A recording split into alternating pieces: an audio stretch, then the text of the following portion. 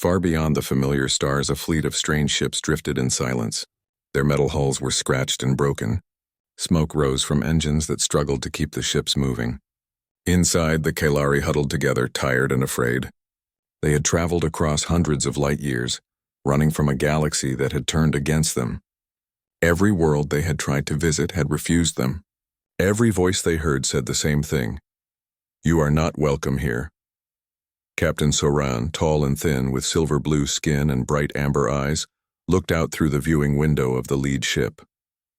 His hands trembled slightly. He had commanded his people for many years, but never had he felt such hopelessness. His voice was quiet but firm. "Keep moving. We must find a place to rest before it is too late." The Kalari were not a violent people by nature, but they had secrets that the Galactic Council wanted to hide. They knew things that could challenge the power of the Council, and for that reason they were hunted. The mercenaries sent by the Council were fast and cruel. They destroyed anything in their path and left no survivors. Soran feared that if the Kalari stopped for too long, they would be caught. Inside the ship, children slept in small cabins. Families tried to comfort each other, though everyone could feel the fear in the air. Some of the younger Kalari had never known a world where they could live freely. They only knew running, hiding, and the cold, empty void of space. On Earth far away, a quiet blue planet orbited a sun like many others in the galaxy. Humans lived their lives unaware of the danger approaching them. Ethan Brooks, a young astronaut with dark hair and brown eyes, was in the control room of an orbital research station. He worked with his colleague, Laura Pierce, a scientist who studied signals from deep space. Laura frowned as she looked at the monitor. "This signal," she said, pointing, "it doesn't look like anything we've seen before. It's weak, but it's intelligent. Someone or something is trying to communicate." Ethan leaned closer, his eyes sharp. "Intelligent? Are you sure it's not just interference from a satellite?" Laura shook her head. "No, the pattern is too structured. It's repeating like someone is asking for help." Ethan felt a chill in his chest. He had read about distress signals before, but this felt different. There was something urgent in it, something that demanded action. He tapped on the screen, trying to strengthen the signal. The message came through in small bursts of data, barely readable. Words were not clear, but the tone was unmistakable. It was fear. "This is coming from outside the known charts," Laura said. "It's far beyond our galaxy. I've never seen coordinates like this." Whoever sent it, they are lost, Ethan thought for a moment. His training told him to be cautious, but his heart pushed him to act. "We should respond," he said finally. "If someone is in danger, we can't just ignore them." Laura hesitated. "Ethan, we don't know what's out there. It could be dangerous. It could be a trap. The governments will not like this. They will want us to stay out of it." Ethan nodded, understanding the risk, but he also knew something else. If this is someone in real trouble, if we do nothing, we would be failing. "I can't do that." He keyed a response into the transmitter. "This is Ethan Brooks representing Earth. We receive your signal. You are not alone. Can you respond?" Far away in the lead Kalari ship, Soran looked at the blinking lights on his console. He did not know what this strange new species was, but hope flickered in his chest. He had not felt hope in a long time. With a trembling hand, he sent a response, using the translator interface that his engineers had built. The words reached Ethan and Laura in moments. The first meeting was tense. From the signal alone, humans could not see what the Kalari looked like, but they felt their fear and their exhaustion. Ethan and Laura worked quickly, analyzing the data. "They are different," Laura whispered. "Their biology, it's complex. They may not survive long in open space." Soran sent another message. "We are called Kalari. We are exiles. We seek refuge. We are weak. Our ships are failing. We beg for help." Ethan's hands tightened on the console. "Refuge? They want to come here. To Earth?" Laura nodded slowly. "It seems so. But think of the danger. If we bring them here, everyone will notice. Governments, militaries. They will demand answers. They might even see them as a threat." Ethan's gaze drifted toward the Earth below, bright and blue. "Maybe that's exactly why we should help. They have nowhere else to go. If the rest of the galaxy turned its back, maybe Earth can do better." Laura looked at him and saw the determination in his eyes. She knew he would not give up. "Then we do it," she said softly. "We'll send coordinates. Tell them we are ready to help. But we have to be careful. For hours, they worked on a plan. They calculated a safe trajectory for the Kailari to approach Earth. They prepared supplies and a place for the aliens to land. They warned authorities in secret, trying to gain permission quietly. Most officials refused. Fear of the unknown gripped them. But a few, including the station commander, decided to trust Ethan and Laura. Far in the void of space, the Kailari ships adjusted their course. They could see a small blue planet approaching in the distance. Their engines were failing, but their spirits lifted with each passing hour. For the first time in many cycles, Soran allowed himself to hope.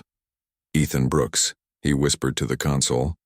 "If these humans are as they claim, maybe our journey is not over. Maybe we can survive."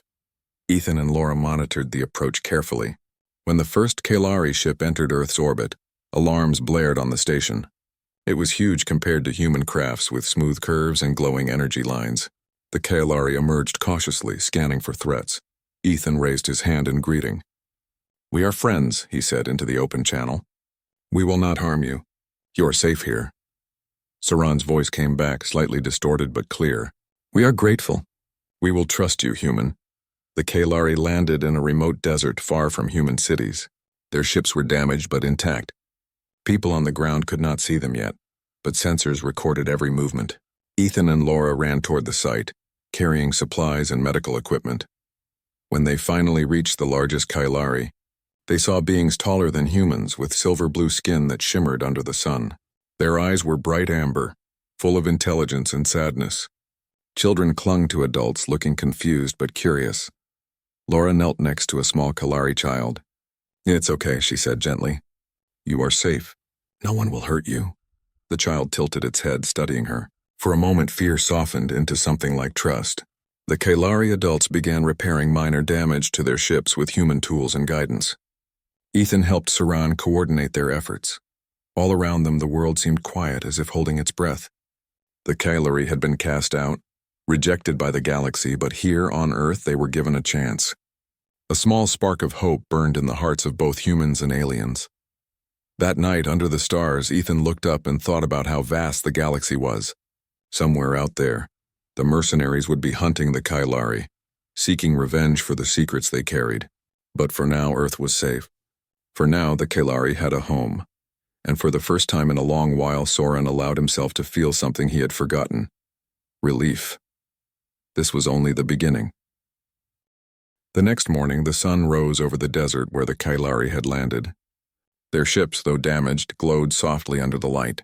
Humans and aliens moved together in careful steps. Ethan Brooks and Laura Pierce walked among them, helping where they could. The Kailari were wary but willing to trust these humans who had saved them. Ethan noticed the way the Kailari looked at everything. They had never seen human cities, human cars, or even the desert as it was. Their amber eyes reflected curiosity and caution at the same time. Some Kailari touched the sand with long fingers, feeling its warmth. Others stared at the sky as if reading messages from stars they once called home. "Laura," Ethan said, "they are watching us as much as we watch them. They need help, yes, but they also need to know they are safe. We can't just give them supplies and leave." Laura nodded. She had spent the night studying their data logs. "Their biology is different from ours. They cannot eat our food for long. Their bodies need nutrients we don't have on Earth. If we want them to survive, we need to create a temporary diet. I've already started working on it in the lab on the station." Ethan looked around at the Kailari engineers working on their ships and their technology. It's incredible.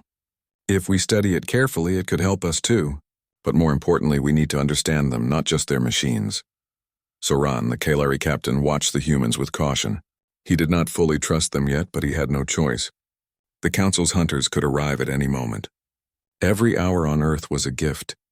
"Captain Soran," Ethan said, approaching him, "we want to make this easier for you.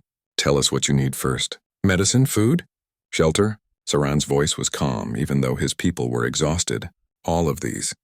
But most of all, we need understanding. We have been treated as criminals, but we are not. We do not wish to fight. We only want to live." Ethan and Laura exchanged a glance. "We will make sure you have that," Laura said gently. Word of the Kailari's arrival spread slowly at first. Only a few government officials and scientists knew the truth. The public did not yet see the aliens, but the media had started to catch wind of unusual activity in the desert. Some humans feared an invasion. Others wondered if this was a chance for first contact with intelligent life. A team of human engineers arrived to help repair the Kalari ships. They worked side by side, passing tools and instructions. It was slow, careful work. The Kalari had machinery unlike anything on Earth, but they were willing to teach. One of the younger Kalari, named Varel, approached a human engineer named Hannah Lewis. Hannah held out a tool. "Try this," she said. Varel tilted her head, then grasped it with her long fingers. She mimicked Hannah's movements, slowly adjusting a small panel. Sparks flew, but they both smiled when the panel fit perfectly. "This is good," Varel said in broken English. Her voice was musical, soft, and unusual. "We can learn," Hannah laughed softly. "And we can learn from you, too." Meanwhile, Ethan and Saran walked through a smaller section of the desert camp. Children laughed in the distance, their voices carrying through the morning air.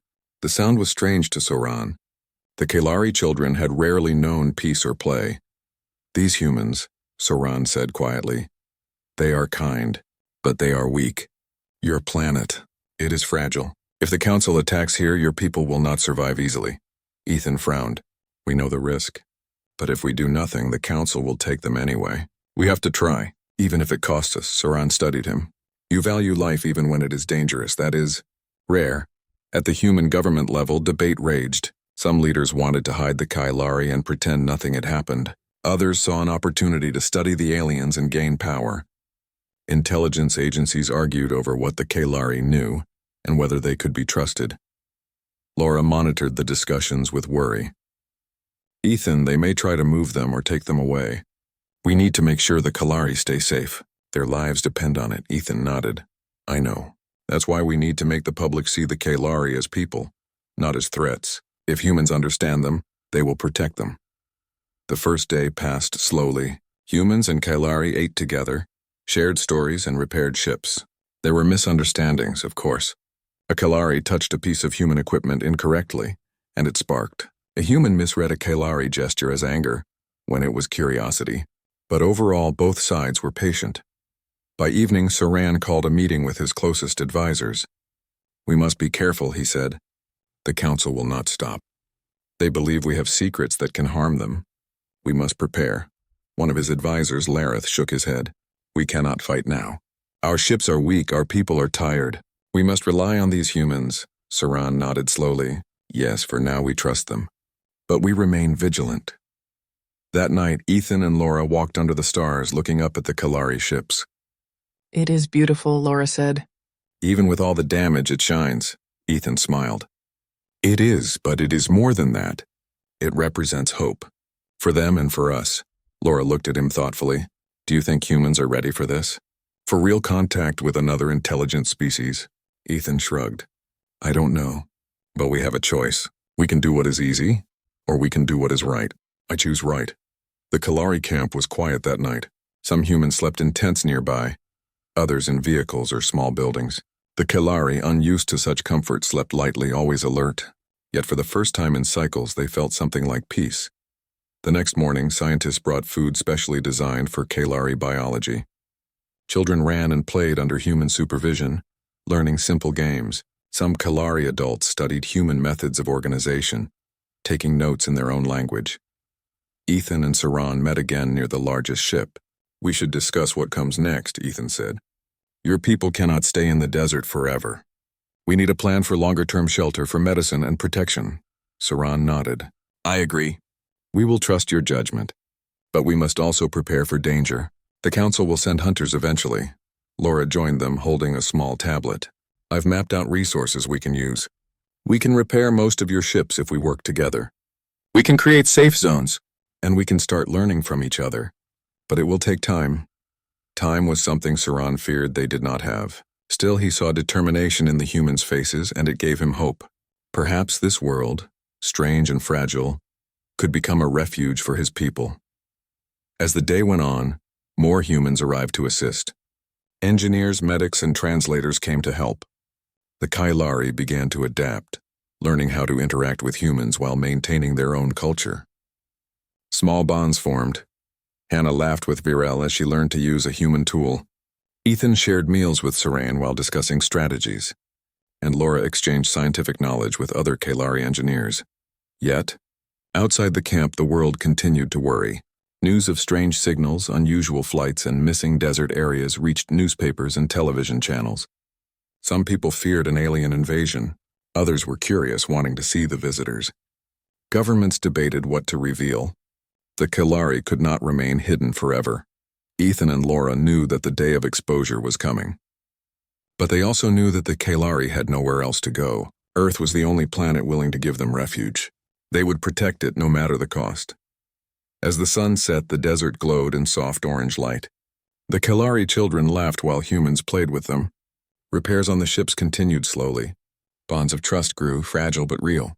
And somewhere deep in space beyond the solar system, the Council's hunters began to detect the Kalari's trail again. For now, Earth was a safe place. For now, the exiles could breathe without fear. And for the first time in a long while, both humans and Kalari could hope for tomorrow. Days passed on Earth, and the Kalari began to settle in, though wariness still lingered. Their children laughed as humans played with them. Engineers and scientists worked side by side to repair ships and share knowledge. Yet beyond the safety of the desert, a shadow loomed. The Galactic Council had detected the Kalari's signal. Their warships moved swiftly across the stars, seeking to bring the exiles back under control. For them, the Kalari were criminals and threats. The Council did not understand the Kalari's truth or their desire to live in peace. All they saw was power that could challenge them. On Earth, Ethan Brooks and Laura Pierce monitored signals from deep space. The alarms were subtle at first, a minor disruption in communications, a faint energy signature. But as hours passed, the signs became clear. Something was coming.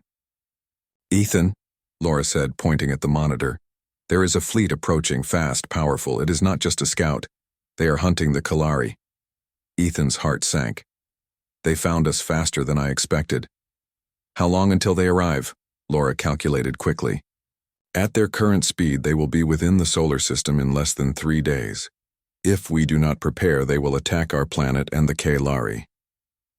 Ethan clenched his fists. "We cannot let them take the Kalari. We have to protect them." The news reached the governments of Earth. Panic spread among leaders. Some argued to hide the Kalari or hand them over, fearing destruction of cities and infrastructure. Others saw the arrival of the Council fleet as a test, a chance to show humanity's strength and moral courage. On the Kalari side, Saran called a meeting with his council. His advisors spoke quickly, their voices full of concern. "The Council will not stop," said Lareth, one of Saran's closest advisors.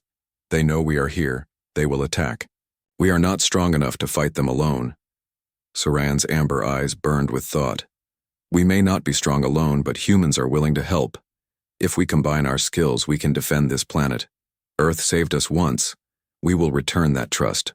Ethan and Laura met with Saran in a quiet tent away from the others. The tension was heavy, but the determination in their faces was stronger than fear. "We need a plan," Ethan said. "Your ships are damaged. We don't have much time before the Council arrives." Saran nodded. "Our energy shields can protect us, but they cannot hold for long.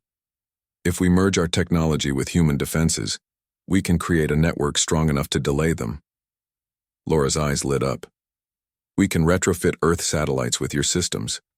Combine sensors, communication, and energy dispersal. It will buy time, maybe even stop them if we act quickly." Ethan's mind raced. "Then we start immediately. I'll organize pilots and engineers. Laura, you work with the Kalari engineers. Saran, your people coordinate with our defense systems." The work was exhausting. Humans and Kalari labored side by side, day and night. Satellites were upgraded, communication systems strengthened, and new weapons arrays tested. The Kalari taught humans faster methods of energy management and shield operation, while humans shared rapid construction techniques. Meanwhile, outside the desert, media leaks started to spread. News reporters had detected unusual activity and sightings of strange ships. Public curiosity grew into concern. Some citizens protested, fearing alien threats. Others sent messages of support, hoping Earth would act with compassion. Governments tried to control the narrative, but information spread too quickly. Ethan walked through the camp, checking on both humans and Kalari. Children laughed as they played simple games, and adults worked tirelessly. Even in the face of danger, life continued. "You're moving too fast," Laura said gently as she adjusted a Kalari energy console. "We can't do everything at once. We have to prioritize." Ethan shook his head. "We have no choice. The council won't wait for us to be ready." Saran approached, standing taller than any human. "We must teach humans our defensive techniques," he said. "They need to know how to use our shields and energy weapons before the fleet arrives. They will not survive without this knowledge." A human officer, Daniel Morgan, looked nervous. "I've never fought in space before. How can we stand against their ships?" Saran's amber eyes studied him. "Fear is natural. Courage comes when you act despite fear. Trust your allies, human. Trust yourselves." In the following days, pilots practiced maneuvers with Kalari guidance. Engineers tested hybrid energy weapons. Scientists worked on supplies for Kalari biology while planning for human integration. Slowly, humans began to understand the Kalari's abilities and methods. Mutual respect grew. But not all humans agreed with this alliance. Some feared the Kalari were too dangerous, that they would eventually betray humanity. Intelligence agencies debated secretly whether to detain the aliens for research or force them to leave. Ethan and Laura worked hard to prevent such actions, knowing that distrust could cost lives. Then came the first official warning from the Galactic Council. A holographic message appeared on the Earth Defense Network, its tone harsh and commanding. "Earth," the Council intoned, "you are harboring fugitives of the galaxy. Surrender the Kalari immediately or face consequences. Resistance will be met with destruction." Governments trembled. Panic spread among leaders. Citizens demanded answers. Fear rippled through the media. Yet Ethan and Laura remained calm. "We cannot hand them over," Ethan said firmly to the Council of Earth leaders. "These people are not criminals. They are refugees. We must protect them." One politician sneered. "Do you want to risk our planet for them? They are unknown. They could destroy us if we fail." Laura spoke clearly. "If we hand them over, they will die. If we fight, at least we stand for justice. What kind of humanity is that, if we do nothing?" Saran, standing nearby, watched carefully. "We did not ask for war. We only ask for safety. If your planet stands with us, we can survive. If not, we will face the Council alone." The threat from the Council forced humans to act faster. Hybrid defenses were completed and tested. Communication systems now allowed real-time coordination between Kalari and human forces. Satellites could detect and repel enemy attacks. Pilots trained rigorously under Kalari guidance, learning new maneuvers and energy management techniques. During one quiet moment, Ethan spoke with Laura under the stars. "Do you think humans are ready for war with a galactic force?" he asked quietly. Laura looked up at the sky, filled with countless stars. "I don't know. But we don't have the choice of readiness. We have to act. Courage is not waiting for the perfect moment." Saran observed the humans as they trained. He noticed their determination, their willingness to learn, and their care for his people. Slowly, he began to believe that maybe Earth could indeed be a home for the Kalari, even if danger came from the galaxy. As the days shortened, scouts reported the Council's fleet approaching. Large warships crossed light years at alarming speed. Their signals were cold, precise, and threatening. The Council had underestimated humans, but they would not forgive the Kalari for escaping. Ethan, Laura, and Saran convened once more. "We have only one chance," Ethan said. "We must be ready when they arrive. Every system, every weapon, every pilot must be prepared." Saran nodded. "We will fight beside you, human. Earth has given us something rare, trust. We will protect it, whatever comes." The Kalari worked to strengthen their own ships. Children and families moved to safer areas under human supervision. Every human soldier, engineer, and scientist worked in harmony with the Kailari, learning faster than anyone expected. And then from the darkness of space, the Council's fleet appeared. Their warships were enormous, far larger than anything humans had built. Their energy signatures glowed blue and white. Scouts reported their numbers, hundreds of ships, with weapons capable of destroying cities. Ethan took a deep breath. This is it. We either protect them, or we fail. Laura placed a hand on his arm. We will not fail. We have each other, and we have the Kalari. Saran's voice came through the comm system, calm but firm. Stand together. Fear is natural, but courage will guide us. For our people, for your planet, for life. As the Council's fleet drew closer, humans and Kailari worked side by side. Sensors lit up, shields charged, weapons armed. The desert camp became a small fortress of hope and defiance. For the first time, humans faced a threat beyond their galaxy. Yet they did not falter. And the Kailari, once cast out, found allies who would not abandon them. The battle was coming, and there was no turning back. The Council's fleet entered the solar system with a silent, deadly precision. The warships moved like shadows across the void, each one armed with weapons far more powerful than anything humans had seen. Earth sensors detected them as soon as they crossed the orbit of Mars. Alarms sounded across military bases and the Kailari camp. Ethan Brooks stood on the command deck of a human cruiser, looking through the viewport at the approaching ships. Beside him, Laura Pierce studied the readings. They are faster and stronger than we expected, she said. But our hybrid systems are working. Their shields will not be able to hold against our combined energy arrays for long if we use them correctly. Ethan's jaw tightened. Then we give it everything we have. We protect the Kalari. We protect Earth. Nothing else matters. Saran appeared on the communication screen, his amber eyes steady. We will fight beside you, human. Our people owe Earth their lives. Now we owe it our strength. Trust in us as we trust in you. The hybrid defense is activated across the planet. Satellites and Kalari energy fields hummed with power. Fighter ships launched from orbit, both human and Kalari piloted. They formed a perimeter around Earth, ready to intercept the Council's fleet before it could reach the planet. Ethan's ship moved to the front line. His fighter was smaller than the Council's warships, but fast and agile. Beside him, a Kalari pilot named Terrell maneuvered a glowing blue ship, energy pulsating along its hull. Stay close, Terrell said. We will coordinate attacks. Watch their shields. They are strong in front, weak at the sides. The first wave of Council fighters struck suddenly. Energy beams lit the darkness as ships collided. Explosions flared across the void, lighting up the black space with fire and metal. Humans and Kalari worked together, using tactics they had only practiced for hours. Ethan dodged a blast, then fired back, his hands steady despite the fear in his chest. Terrell guided him through evasive maneuvers, using knowledge humans had never learned. Focus on their weak points, Terrell shouted. Aim for the side arrays. Back on Earth, Laura coordinated with Kalari engineers to maintain the energy shields around cities and the desert camp. We need every energy node operational, she said, her fingers flying over the console.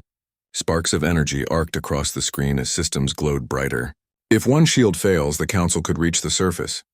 Saran's flagship moved through the battle, its shields absorbing multiple hits. He gave precise orders to Kalari pilots, directing them to protect human fighters and block Council fire from reaching the planet. His voice was calm but commanding, instilling confidence in both Kalari and human allies.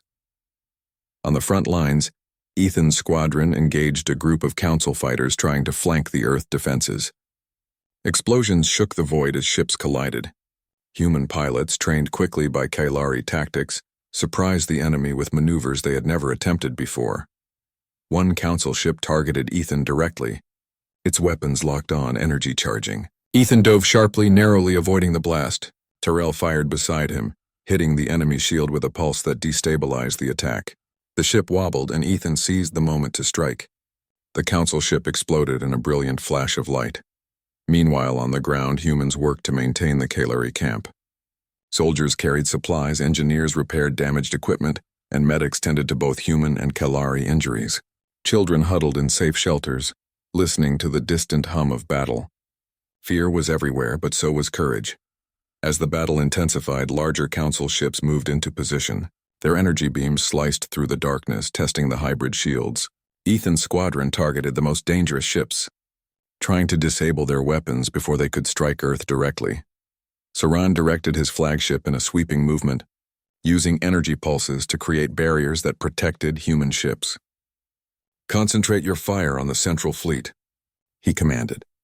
"Destroy their command before they reach the planet." Laura calculated the timing. "If we fire the energy nodes now, we can overload their shields and give the fighters a chance to hit critical systems. But we need everyone to act at once," Ethan shouted to his squadron. "Prepare for combined attack. On my signal, fire everything." The Kalarian human ships moved together, weaving through beams and explosions. At the precise moment, Laura triggered the energy arrays. A wave of power shot toward the Council fleet, striking shields and causing massive surges. Sparks of energy danced across the void, and enemy ships were thrown off course. Ethan's fighter dove into the chaos, striking at weakened ships. He saw Council pilots fall back, their formations breaking. Terrell and the other Kalari pilots attacked with precision, disabling multiple warships. The humans learned quickly, using the Kalari strategies to maximize impact. In orbit, larger Council vessels attempted to concentrate fire on Saran's flagship. He held steady, using shields and energy deflection to protect both his ship and nearby human cruisers. "Hold your line," he shouted to all pilots. "We cannot let them reach the planet." The battle raged for hours. Explosions lit the void like fireworks, and the hum of energy shields created a constant backdrop of sound. Humans and Kalari fought side by side, learning from each other in real time. Every maneuver, every strategy relied on trust and coordination. Ethan's ship was hit by a small energy pulse, damaging his engine. Sparks flew across the cockpit.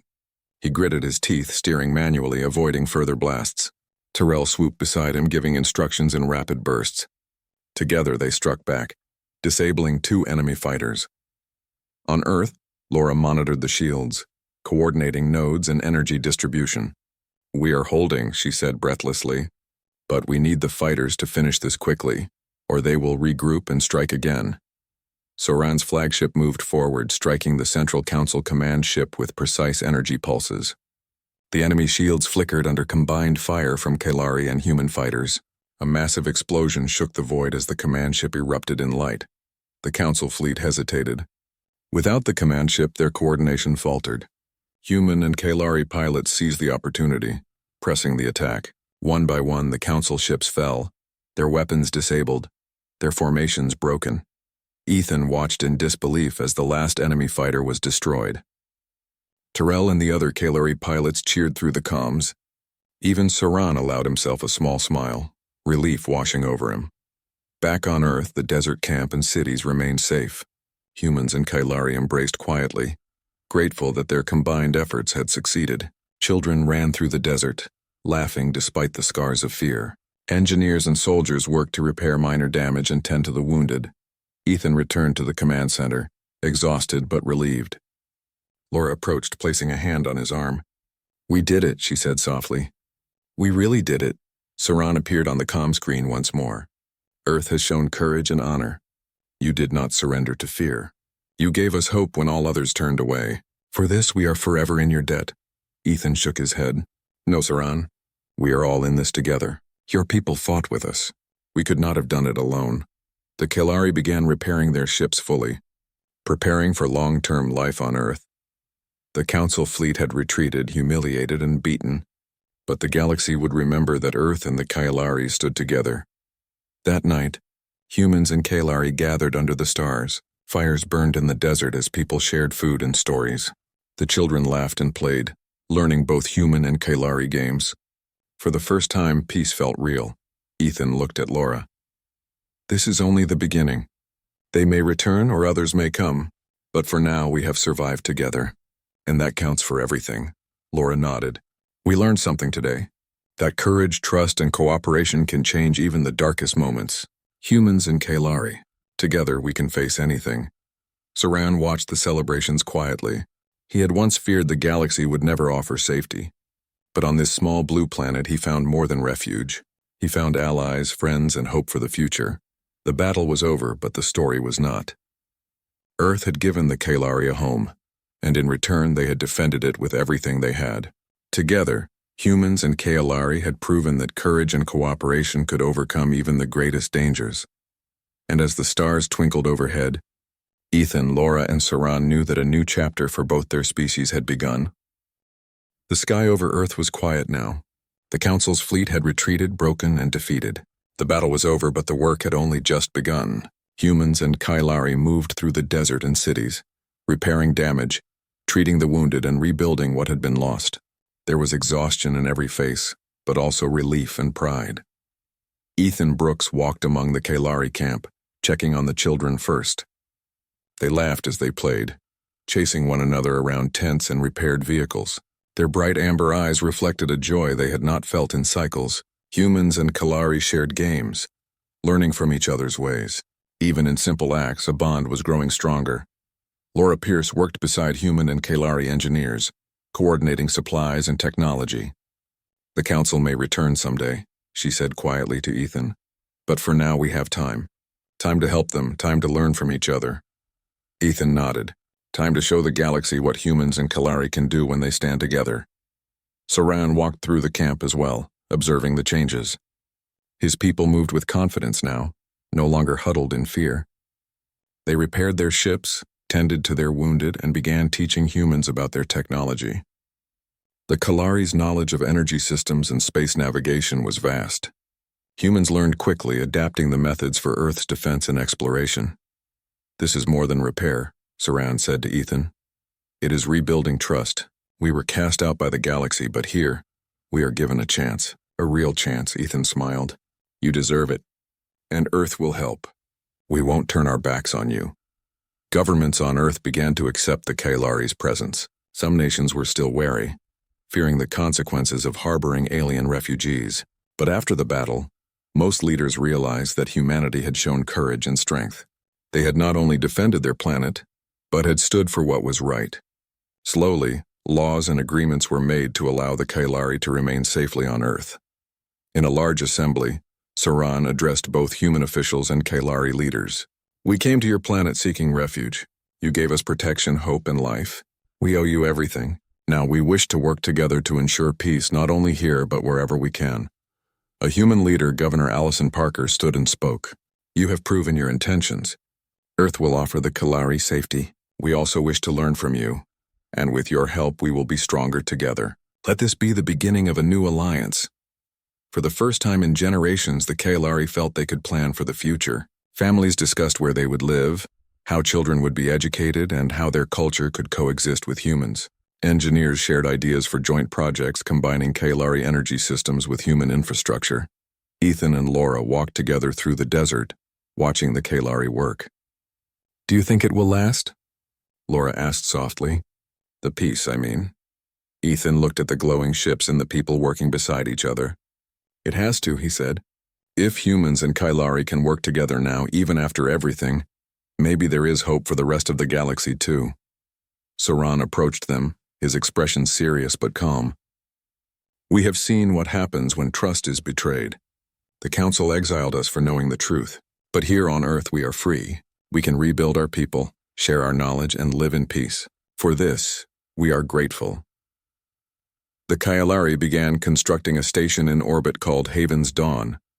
It was a place of refuge, education, and research, where humans and Kalari could work together safely. The station would house both species, allowing for learning, experimentation, and protection against future threats.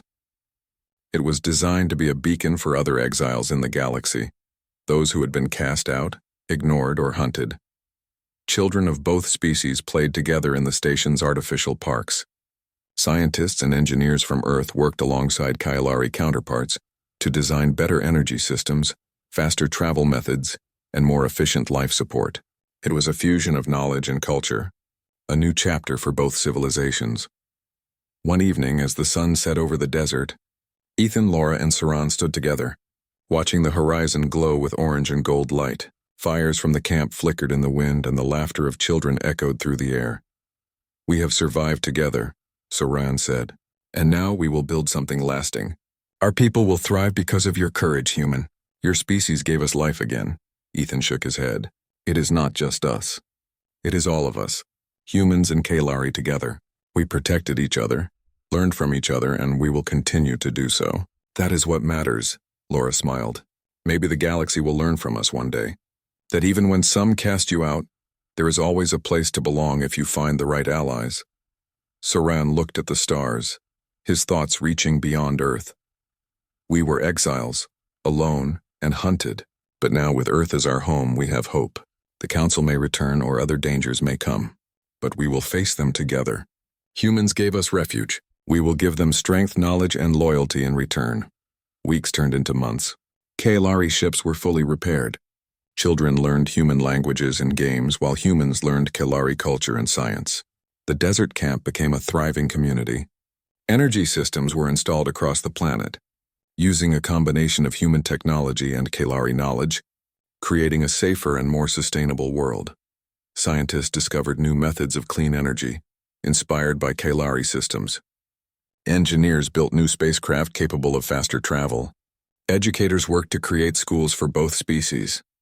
The alliance between humans and Kalari became a symbol of hope for the galaxy, showing that cooperation and compassion could overcome fear and prejudice. Ethan and Laura spent time teaching Kalari about Earth's history and culture, while learning about the Kalari's experiences and knowledge. They developed a deep respect for one another's species and grew personally, understanding courage, resilience, and empathy in ways they never had before. One day, Zoran invited Ethan and Laura to view the first fully operational Kalari research station orbiting Earth. "This is our promise," he said, "a safe place for all who need it. A place where knowledge, peace, and hope can thrive. We will honor this gift together." Ethan looked down at Earth from the station. Cities glowed softly in the evening light. The desert camp was barely visible, yet it held a story of courage, trust, and survival. "This is just the beginning," he said. Laura nodded. "The Council will be back, or other threats may come. But we now have the strength to face them. Not alone. Together." Saran smiled, his amber eyes reflecting hope. "We were cast out by the galaxy. Many worlds rejected us. But here Earth gave us a home, and we will protect it. With our knowledge, our courage, and our lives, we will ensure this planet remains safe." In the weeks that followed, other alien refugees, long hidden across the galaxy, began sending signals.